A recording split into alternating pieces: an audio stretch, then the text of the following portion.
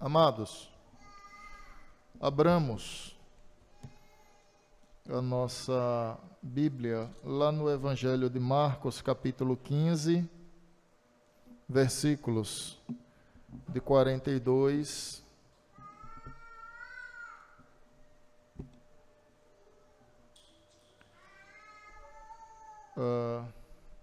versículos de 33 a 42, tá? No próximo domingo, irmãos, nós estaremos concluindo o Evangelho de Marcos, tá? Capítulo 16.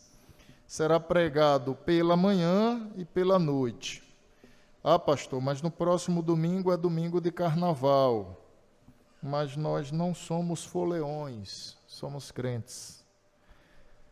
Se até o governador disse que não precisa suspender, ou tratar com relação aos pontos facultativos, nós teremos no próximo domingo culto às 9 da manhã e às 18 horas, tá? Então, culto normalmente, no próximo domingo, estaremos concluindo então o Evangelho de Marcos, capítulo 16. Por hora, nós vamos fazer agora capítulo 15, de 33 a 47. Retiro minha máscara para facilitar a comunicação e lembro a todos que quem está mais próximo a mim frontalmente está a mais de 3 metros. Não estamos em um ambiente climatizado, muito pelo contrário, um ambiente, inclusive, muito arejado, com várias janelas, portas, para que a gente possa ter tranquilidade, tá bom? Queridos, a exemplo da manhã, ao passo que eu vou explicando o texto, eu também vou lendo, porque assim ganhamos tempo. Vamos orar? Senhor, sejam bem aceitas as palavras dos meus lábios e o meditar do meu coração perante a Tua face, Senhor, rocha minha e Redentor nosso, em Cristo. Amém. Pela manhã nós vimos nos relatos de Marcos, já no capítulo 15, a ocasião em que Jesus foi apresentado a Pilatos, pois ele não podia ser apenas julgado por um tribunal judaico, mas para ser condenado à morte precisava ser condenado por um tribunal romano, e assim aconteceu. Vimos também no contexto imediato, citando a mensagem da manhã, a encenação que os soldados fizeram com relação ao reinado do Senhor Jesus Cristo, o cobriram com púrpura, providenciaram uma coroa de espinhos e puseram sobre a sua cabeça, o saudaram, o adoraram, mas tudo isso representava, na verdade, atos de ironia. Eles estavam zombando do Senhor Jesus Cristo. Percebemos ainda o ato da crucificação, quando o Senhor, portanto, foi levado a fim de ser crucificado. E agora nós temos então a morte e o sepultamento do Senhor Jesus Cristo. Então, que localização nós estamos nesse momento? No Gólgota, ou a montanha, o lugar da caveira, tá?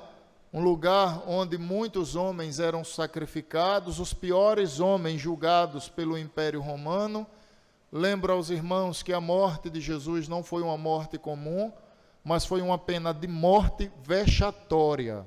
Vexatória vem de vexame, tá?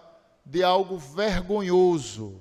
Então a intenção era não apenas condená-lo à morte, mas que fosse uma morte vexatória, uma pena que causasse escândalo, vergonha, constrangimento, e assim foi feito. Ele passou a nossa vergonha, tá?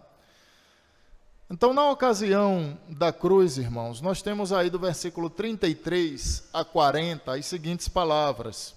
Chegada a hora sexta, houve trevas sobre a terra até a hora nona. A hora sexta, para o contexto judaico, é às 3 horas da tarde.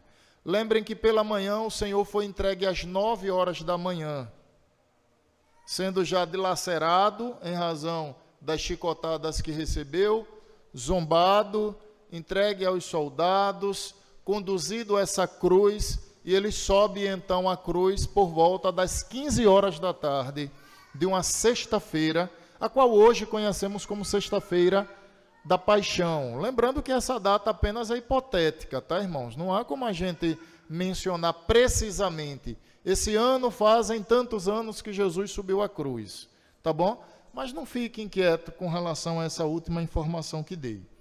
Fato é o seguinte, que por volta da hora sexta para o judeu, às 15 horas da tarde, houve trevas sobre a terra até a hora nona. Por volta de 3 horas, a terra esteve sob trevas. O que demonstrava ali, irmãos, pelo menos num sentido de cenário, toda a escuridão, toda a ira de Deus que estava sendo derramada naquele momento em razão dos pecados, não do Senhor Jesus, pois ele era imaculado, mas os pecados que ele levava sobre si, a saber, dos eleitos de Deus. A hora nona, clamou Jesus em alta voz, Eloi, Eloi, lama sabachthani. Marcos registrou essa palavra em aramaico, tá? Que ele falou, e que quer dizer, Deus meu, por que me desamparaste? Foi o que Jesus disse na cruz. É claro que aqui não estão registradas as últimas palavras. Marcos não registrou. As últimas palavras do Senhor foram, está consumado. Os evangelhos paralelos fazem esse registro. Marcos fez o registro dessa frase aramaica que Jesus mencionou. Eloi, Eloi, lama sabachthani, que quer dizer, Deus meu, por que me abandonou? E essa é uma pergunta, irmãos, intrigante. Por que o pai abandonou o filho naquele momento? Antes de explicar, eu quero ir ao Salmo de número 22, versículo 1, para mostrar que é o cumprimento de uma profecia, essas palavras.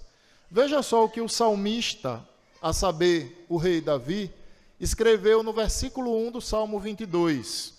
Deus meu, por que me desamparaste? Ou seja, Davi no Salmo 22, versículo 1, estava apontando, óbvio, guiado pelo Espírito Santo, inspirado pelo Espírito de Deus, ao que ocorreria na cruz do Calvário. São as mesmas palavras que Jesus mencionou, Deus meu, por que me abandonaste? E por que o pai abandonou o filho? Precisamos lembrar que Jesus é um ser eterno. Jesus, enquanto Deus, não houve um dia em que ele nasceu. Houve um dia em que ele nasceu enquanto homem, a sua humanidade. Mas enquanto Deus, ele sempre existiu.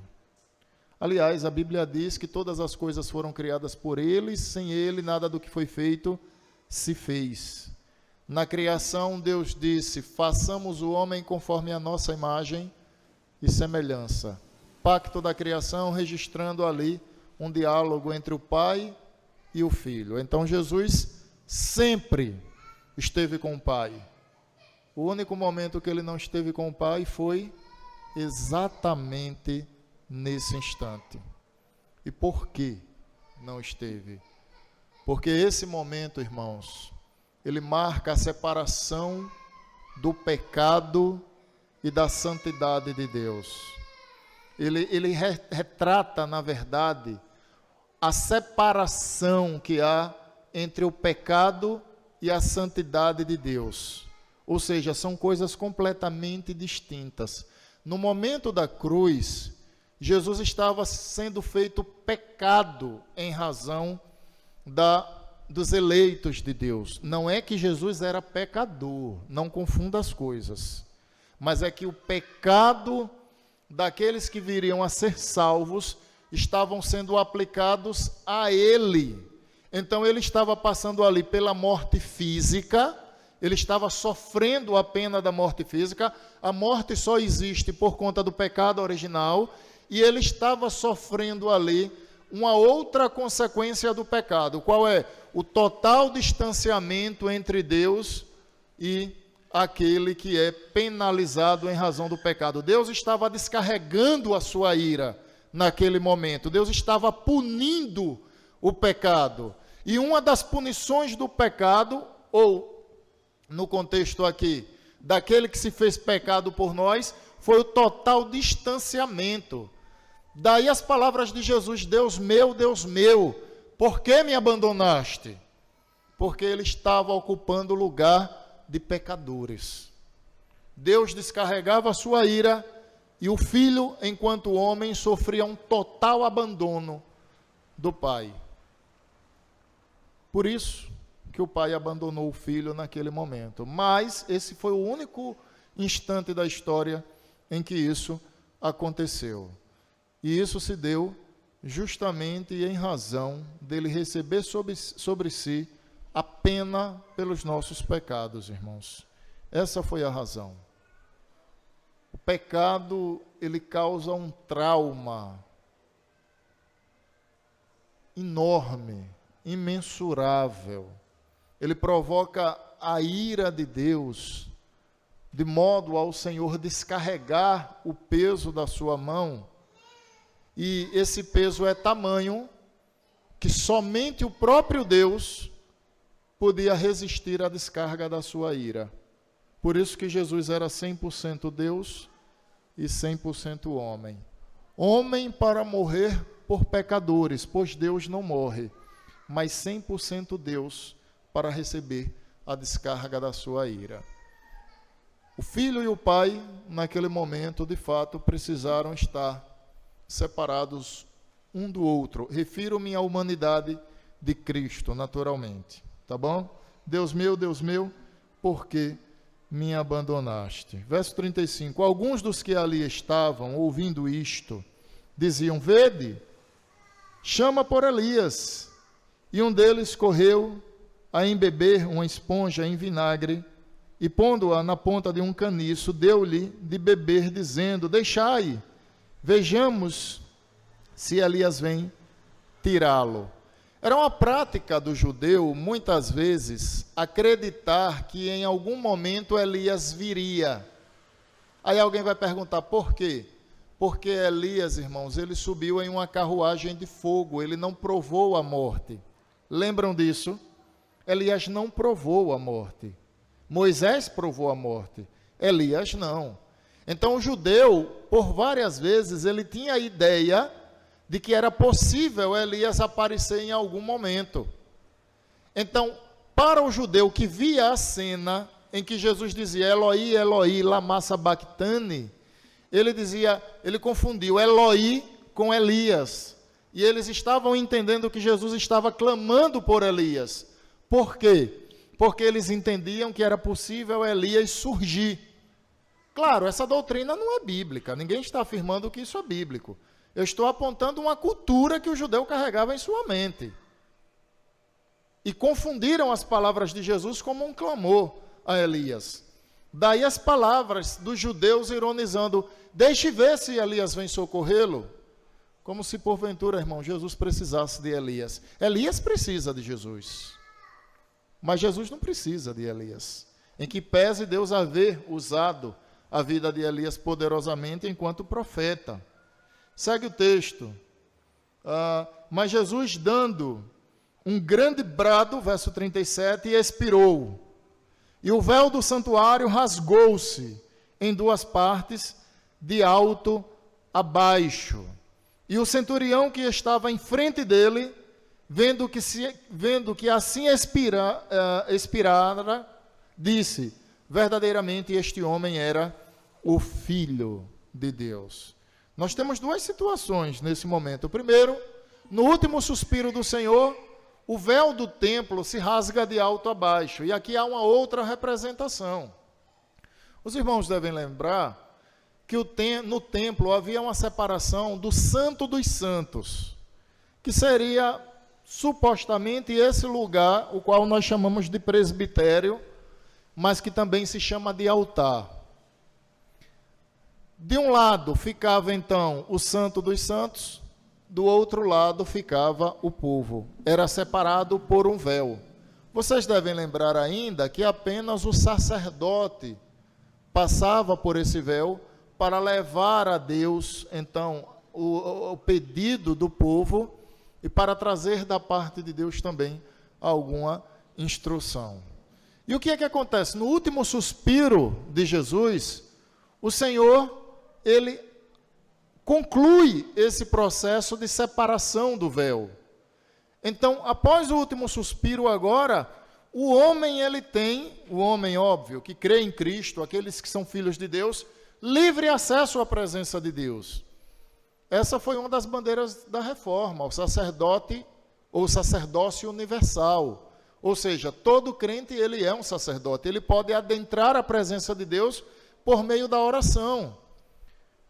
Aqui na igreja ninguém precisa me procurar e dizer assim, pastor, faça uma oração a Deus pela minha vida. Você pode me pedir para orar por você, mas não precisa, para que Deus ouça uma demanda sua, eu interceder, pois você mesmo pode fazer isso. Por quê? Porque na ocasião do último suspiro, o Senhor Jesus acabou com essa separação. Agora os crentes, eles têm livre acesso à presença de Deus por meio da oração, da intercessão que a oração sofre pelo Espírito Santo junto a nós e por Cristo junto ao Pai. Então, o véu ser rasgado de alto a baixo representa isso. Acabou a separação. Agora os filhos de Deus têm acesso direto à sua presença. Eles se deleitam na presença do Pai Celestial e eles podem falar com o seu Pai diretamente. Por quê? Porque agora eles foram feitos santos, os seus pecados foram pagos. Jesus liberou o acesso. É o que acontece aqui, tá bom, irmãos? Uma outra cena que precisamos observar é o reconhecimento do centurião romano. O centurião era um oficial do Império Romano. E no último suspiro de Jesus, diz o texto, que ele observou que Jesus era um condenado diferente dos demais. Condenado, me refiro à pena, tá? Então, Jesus era alguém que estava sendo penalizado, mas que era completamente diferente a outros que ele viu morrer. Esse centurião viu inúmeros homens morrerem na cruz, mas em nenhuma outra ocasião esse centurião disse, esse homem é um filho de Deus.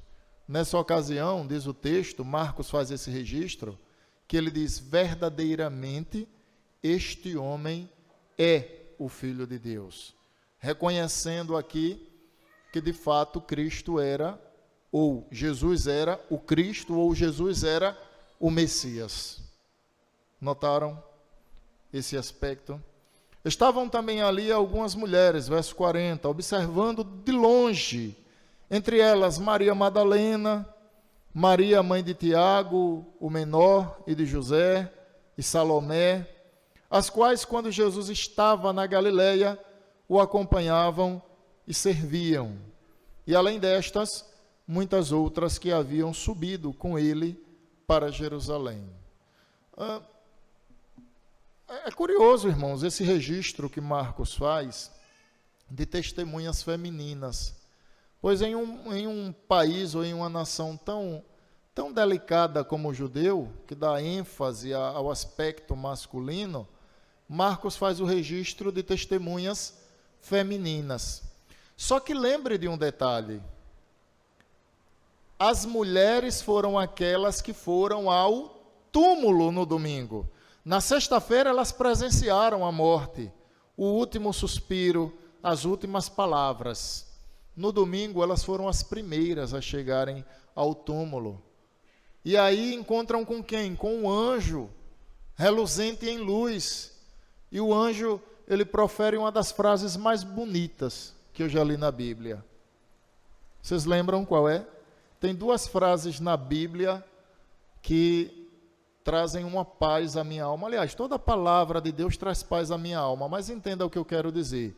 Que marcam em meu coração particularmente. A primeira delas é aquela que diz assim, Deus enxugará dos teus olhos toda lágrima.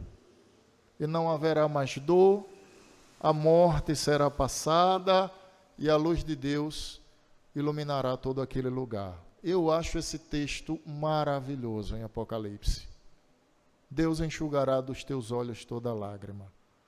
Não é você que vai enxugar as suas lágrimas. O seu Deus fará isso por você. Esse é um texto que me marca. Um outro texto que me marca, que é justamente esse que eu mencionei há pouco, que disse que faria menção, é o que o anjo diz a essas mulheres que vão até o túmulo atrás do Senhor Jesus. Vocês lembram o que foi que o anjo disse?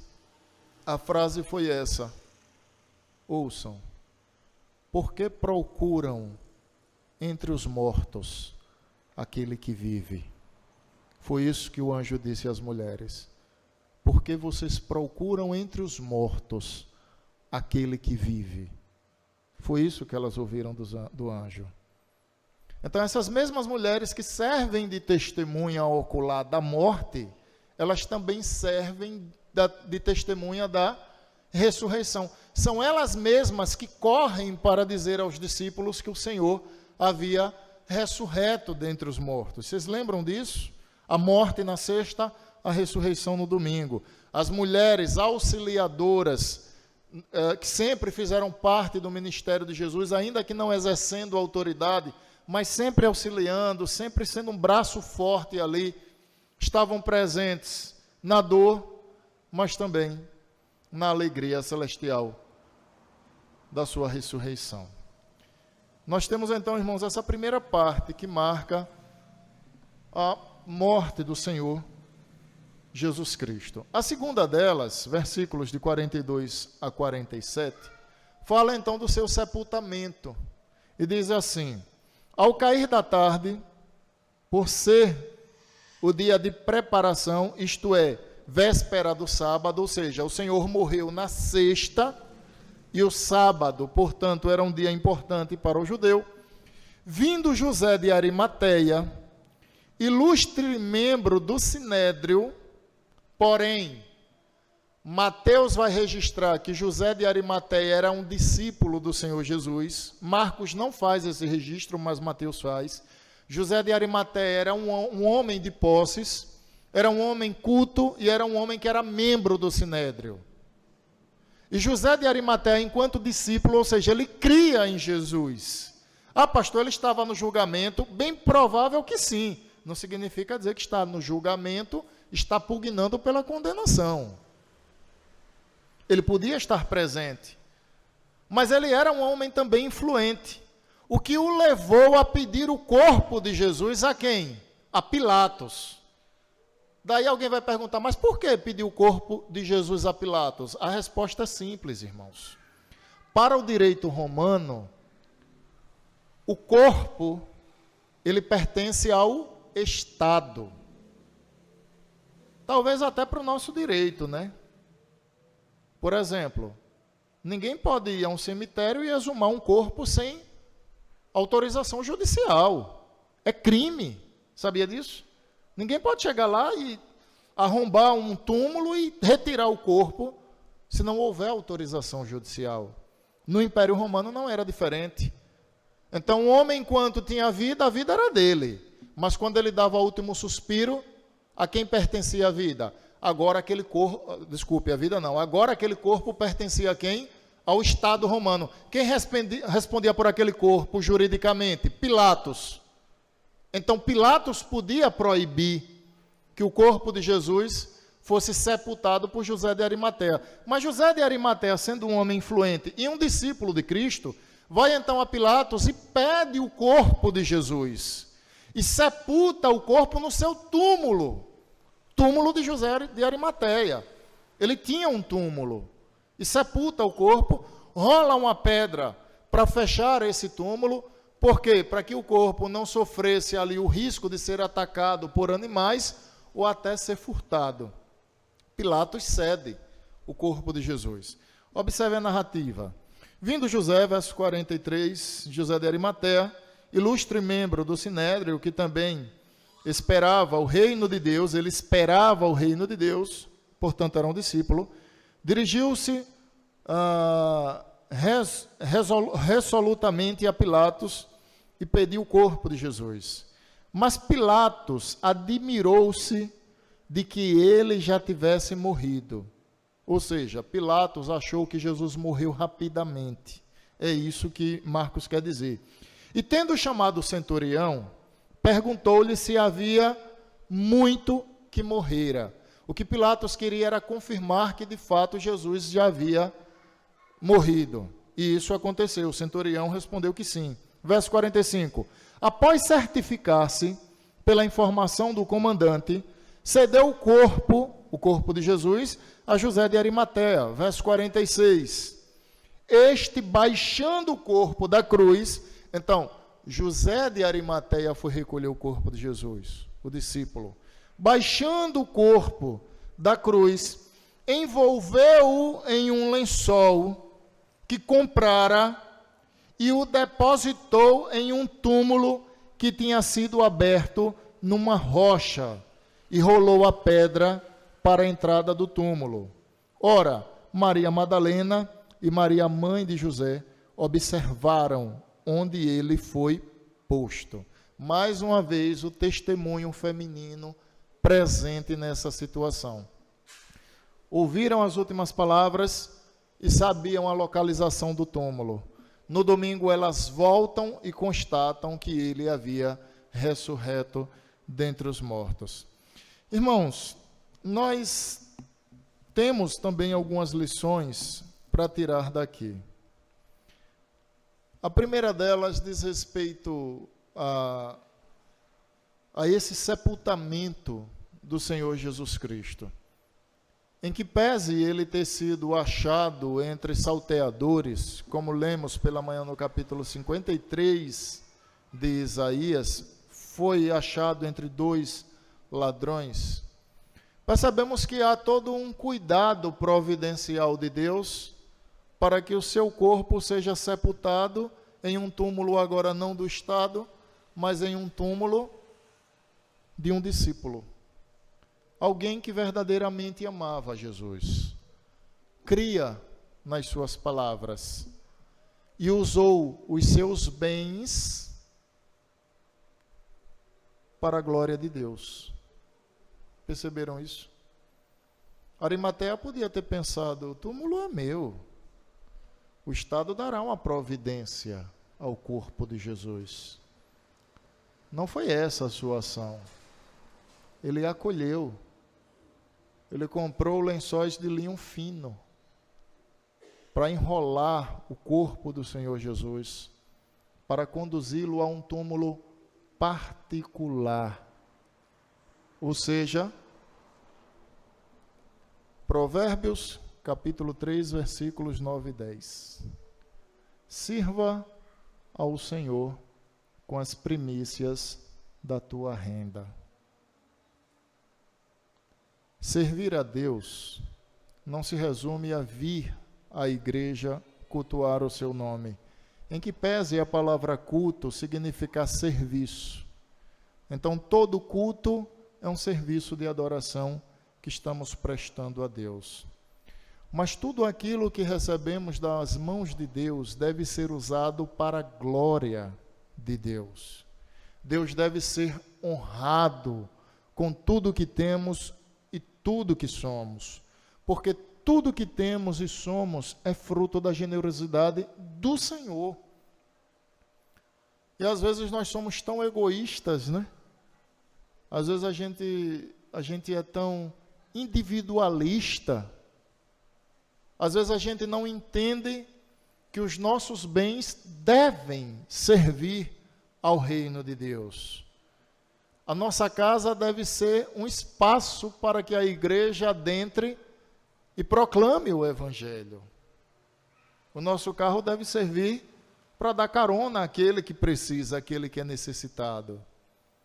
Parte da nossa renda deve ser devolvida, para que não incorramos no risco de estarmos roubando a Deus.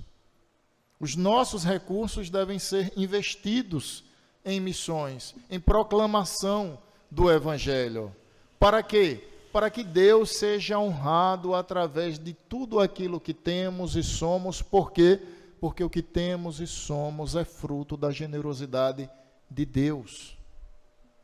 Não, pastor, é fruto do meu trabalho, porque você tem saúde. Não seja estúpido de não reconhecer isso. Quem é estúpido a ponto de não reconhecer isso, são os ímpios. Você é crente. Sabe por que você trabalha? Porque você tem saúde física. Porque se você não tivesse, você não poderia fazer nada. Então, tudo que temos é fruto da generosidade de Deus, irmãos. E Deus deve ser honrado não apenas nas nossas obras, ou seja, naquilo que nós fazemos para mostrar ao mundo que somos filhos da luz, mas também em tudo que nós possuímos. Por quê? Porque, diferentemente dos ímpios, os crentes devem reconhecer que aquilo que eles têm tem sido suficiente e o que eles têm é fruto da graça de Deus. Pastor, e os ímpios? Também é fruto da generosidade de Deus. Só que há uma diferença. Eles não reconhecem. Nós devemos reconhecer. Será que os outros membros do Sinédrio estavam dispostos a emprestar seus bens para que Deus fosse acolhido em Cristo naquele momento? Obviamente que não. Eles julgaram injustamente Jesus. Mas entre eles havia um discípulo, havia um seguidor do Mestre, havia alguém sido transformado pelo poder do Evangelho, que entendia que nada era seu e que tudo havia recebido das mãos de Deus. Precisamos, irmãos, ter essa lembrança na nossa mente e no nosso coração. O que é curioso de pregar textos em sequência é porque às vezes surgem explicações e aplicações que nunca estiveram presentes em outros sermões. Por exemplo, eu sou pastor há 10 anos dessa igreja e eu nunca trouxe essa aplicação à nossa vida. Talvez os textos que preguei não permitiam isso. Esse permite. Notaram? O que você tem é fruto da generosidade de Deus. E o que é fruto da generosidade de Deus em sua vida é para a glória dele. Nós usamos para honrá-lo. Nós usamos porque ele tem nos favorecido. E nós usamos para que o mundo veja que de fato nós somos novas criaturas. Deus é honrado, ou pelo menos deve ser, através das nossas obras que são consequência da salvação e de tudo aquilo que usamos para a glória dele no reino de Deus. Amém? Amém, amados. Nós vamos nos colocar.